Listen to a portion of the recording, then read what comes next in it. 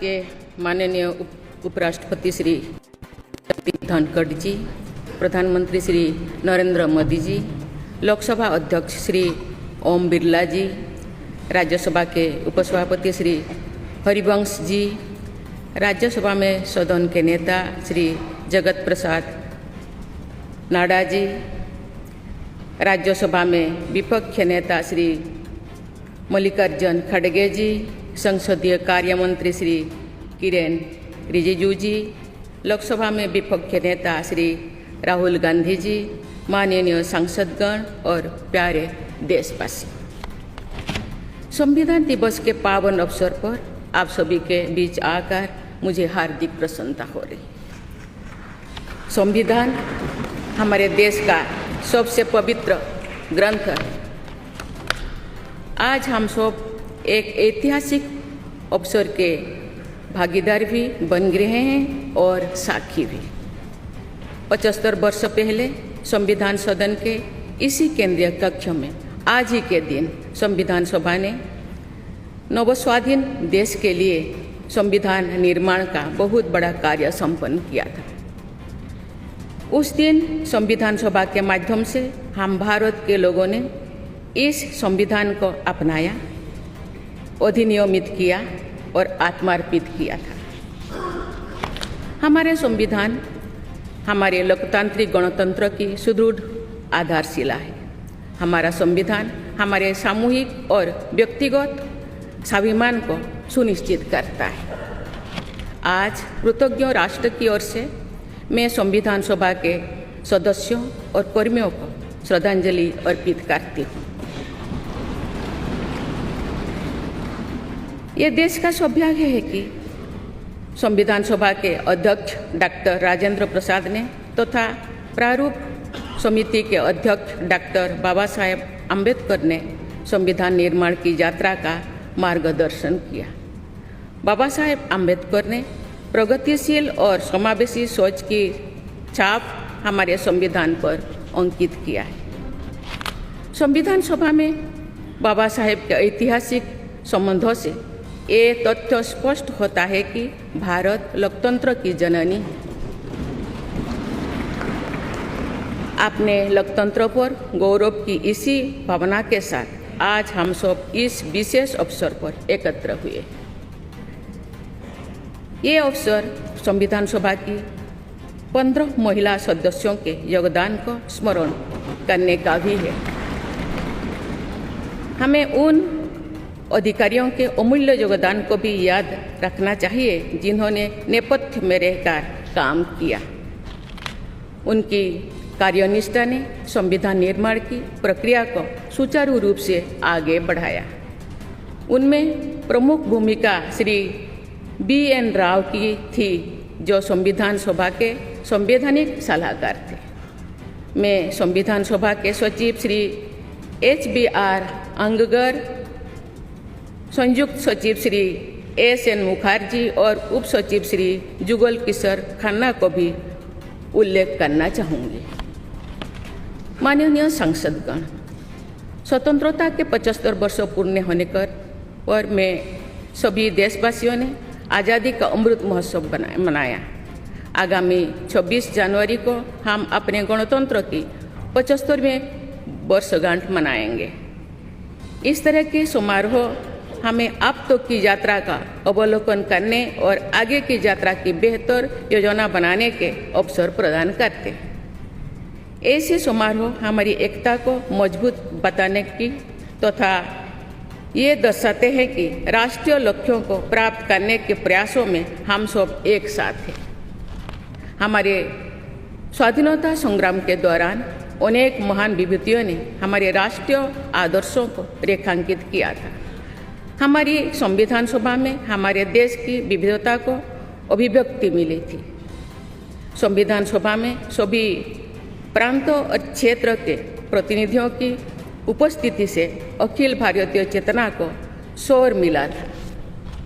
संविधान सभा के वाद विवाद तथा सदस्यों के संबोधनों में हमें संविधान निर्माण की प्रक्रिया के साथ साथ अपने देश के बारे में गहरी जानकारी प्राप्त होती है। आज जिन पुस्तकों का विमोचन किया गया तथा जो शॉर्ट फिल्म्स दिखाए गए उनमें लोगों को हमारे संविधान निर्माण के गौरवशाली इतिहास का परिचय प्राप्त होगा। एक अर्थ में भारत का संविधान कुछ महानतम मेधावी लोगों द्वारा लगभग 3 वर्षों के विचार विमर्श का परिणाम था, लेकिन सही अर्थ में ये हमारे लंबे स्वाधीनता संग्राम का परिणाम था। उस अतुलनीय राष्ट्रीय आंदोलन के आदर्शों को संविधान में अत्यंत महत्वपूर्ण स्थान दिया गया। उन आदर्शों को सुस्पष्ट और संक्षिप्त रूप से संविधान की प्रस्तावना में व्यक्त किया गया है। ये आदर्श है न्याय, स्वतंत्रता, समता और बंधुता। ये आदर्श सदियों से भारत को परिभाषित करते हैं। संविधान की प्रस्तावना में उल्लिखित आदर्श एक दूसरे के पूरक है। समग्र रूप से ये सभी आदर्श ऐसा वातावरण उपलब्ध कराते हैं जिसमें हम नागरिक को फूलते फलते समाज में योगदान देने तथा साथी नागरिकों की मदद करने का अवसर मिलता है। माननीय संसदगण, संविधान की भावना के अनुसार कार्यपालिका, विधायिका और न्यायपालिका का ये दायित्व है कि वे सामान्य लोगों के जीवन को सुगम बनाने के लिए मिलजुल कर काम करें। संसद द्वारा पारित किए गए अनेक अधिनियमों से जन आकांक्षाओं को अभिव्यक्ति मिली है। देश के आर्थिक एकीकरण के लिए स्वतंत्रता के बाद का सबसे बड़ा टैक्स सुधार गुड्स एंड सर्विसेज टैक्स को के रूप में किया गया है। वर्ष 2018 में राष्ट्रीय पिछड़ा बल्क आयोग को संवैधानिक दर्जा प्रदान किया गया है। वुमेन लेड डेवलपमेंट की सोच को यथार्थ रूप देना सामाजिक न्याय के संवैधानिक आदर्शों को प्राप्त करने के लिए अनिवार्य है। नारी शक्ति बंधन अधिनियम द्वारा हमारे लोकतंत्र में महिला सशक्तिकरण के एक नए युग की शुरुआत की गई है। दंड के स्थान पर न्याय तथा अपराध के स्थान पर सुरक्षा की भावना पर आधारित भारतीय न्याय संहिता, भारतीय नागरिक सुरक्षा संहिता और भारतीय साक्ष्य अधिनियम को पारित करके सांसदों ने आधुनिक सोच को अपनाने का प्रभावशाली परिचय दिया है। ऐसे अनेक अधिनियमों को पारित करने के लिए मैं सभी सांसदों की सराहना करती हूँ। पिछले कुछ वर्षों के दौरान सरकार ने समाज के सभी वर्गों, विशेषकर कमजोर वर्गों के लोगों के विकास के लिए अनेक कदम उठाए हैं। ऐसे निर्णयों से लोगों का जीवन बेहतर हुआ है तथा उन्हें प्रगति के नए अवसर मिल रहे हैं। गरीब लोगों का अपना पक्का घर मिल रहा है, बिजली, पानी, सड़क की सुविधा मिल रही है, खाद्य सुरक्षा और चिकित्सा सेवाएं मिल रही है। देश में बड़े पैमाने पर विश्व स्तर का इंफ्रास्ट्रक्चर बनाया जा रहा है। समग्र और समावेशी विकास के ऐसे अनेक प्रयास हमारे संवैधानिक आदर्शों को आगे बढ़ाते हैं। इस प्रयासों के लिए मैं सरकार की सराहना करती हूँ। उच्चतम न्यायालय के प्रयासों से देश की न्यायपालिका हमारे न्याय प्रणाली को और अधिक प्रभावी बनाने के लिए अनेक प्रयास कर रही है। न्यायपालिका विचाराधीन कैदियों को और जेल सुधार के विषयों पर भी कार्यरत है। हमारे देश में मूलभूत अधिकारों का दायरा समय के साथ विस्तृत होता रहा है। अपेक्षाकृत कम साधन संपन्न लोगों को कानूनी सहायता प्रदान करने के संवैधानिक निर्देश प्रति जागरूकता और सक्रियता बढ़ रही है। माननीय सांसदगण, कार्यपालिका, विधायिका और न्यायपालिका के साथ साथ सभी देशवासियों की सक्रिय भागीदारी से हमारे संवैधानिक आदर्शों को शक्ति मिलती है। हमारे संविधान में प्रत्येक नागरिक के मूल कर्तव्यों का स्पष्ट उल्लेख किया गया है। भारत की एकता और अखंडता की रक्षा करना, समाज में समरसता की भावना का निर्माण करना, महिलाओं के सम्मान को सुनिश्चित करना, पर्यावरण की रक्षा करना, वैज्ञानिक दृष्टिकोण को अपनाना, सार्वजनिक संपत्ति की सुरक्षा करना तथा राष्ट्र को उपलब्धियों की नई ऊंचाई तक ले जाना नागरिकों के मूल कर्तव्यों में शामिल है। हमारा संविधान एक जीवंत और प्रगतिशील दस्तावेज है। बदलते समय की मांग के अनुसार नए विचारों को अपनाने की व्यवस्था हमारे दूरदर्शी संविधान निर्माताओं ने बनाए थे। हमने संविधान के माध्यम से सामाजिक न्याय और समावेशी विकास के अनेक बड़े लक्ष्यों को प्राप्त किया है। नई सोच के साथ हम भारत को विश्व समुदाय में नई पहचान दिला रहे हैं। हमारे संविधान निर्माताओं ने भारत को अंतर्राष्ट्रीय शांति और सुरक्षा को मजबूत बनाने में महत्वपूर्ण भूमिका निभाने का निर्देश दिया है। आज एक अग्रणी अर्थव्यवस्था होने के साथ साथ हमारा देश विश्व बंधु के रूप में ये भूमिका बेखूबी निभा रहे हैं।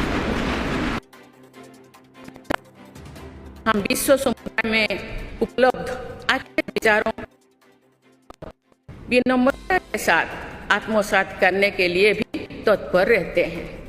देश की जरूरतों के मुताबिक उत्कृष्ट विचारों और पद्धतियों को अपनाने की इसी भावना का उदाहरण हमारे संविधान निर्माताओं ने प्रस्तुत किया था। संविधान सभा के दूरदर्शी सदस्यों ने हमें एक प्रेरणादायक संविधान दिया जो अन्य देशों के लिए भी एक आदर्श साबित हुआ है। संविधान सभा के अध्यक्ष और मेरे प्रतिष्ठित पूर्ववर्तियों में सर्वप्रथम डॉक्टर राजेंद्र प्रसाद ने वर्ष 1949 में आज ही के दिन अपने भाषण में एक विचार व्यक्त किया था कि संविधान को जीवंत बनाए रखना उन लोगों पर निर्भर करता है जो उसका संचालन करते हैं। उन्होंने ये भी कहा था कि कई चीज़ें जो संविधान में नहीं लिखी जा सकती उनका संचालन परंपराओं के आधार पर किया जाता है। उन्होंने ये अपेक्षा व्यक्त की थी कि हमारा देश आवश्यक सामर्थ्य अर्जित करेगा और समुचित परंपराएं विकसित की जाएगी। मैं पूरी विश्वास के साथ कह सकती हूँ कि लगभग 3/4 सदी के संवैधानिक यात्रा के दौरान हमारे देश ने उन क्षमताओं को अर्जित करने और आर्थिक परंपराओं को विकसित करने में उल्लेखनीय सफलता प्राप्त की है। हमने जो अनुभव प्राप्त किए हैं आने वाली पीढ़ियों को उनसे अवगत कराया चाहिए। वर्ष 2015 में सरकार द्वारा 26 नवंबर को संविधान दिवस के रूप में मनाने का निर्णय लिया गया। तब से प्रत्येक वर्ष मनाए जा रहे संविधान दिवस के समारोह से हमारे युवाओं में देश के बुनियादी दस्तावेज यानी संविधान के विषय में जागरूकता बढ़ाने में मदद मिली है। संविधान के प्रति युवाओं में उत्साह को देखकर हम सब देश के भविष्य के प्रति आश्वस्त हो सकते हैं। मैं सभी देशवासियों से अनुरोध करती हूँ कि वे हमारे संवैधानिक आदर्शों को अपने आचरण में डालें, मूल कर्तव्यों का पालन करें तथा वर्ष 2047 तक विकसित भारत के निर्माण के राष्ट्रीय लक्ष्य के प्रति समर्पण के साथ आगे बढ़ें। मैं संविधान दिवस के अवसर पर सभी देशवासियों को बधाई देती हूँ। आप सभी को मेरा शुभकामनाएं। धन्यवाद। जय हिंद, जय भारत। ABL 24 न्यूज सच दिखेगा। ABL 24 न्यूज को सब्सक्राइब करें। ताज़ा खबरों के लिए बेल आइकन को दबाएं।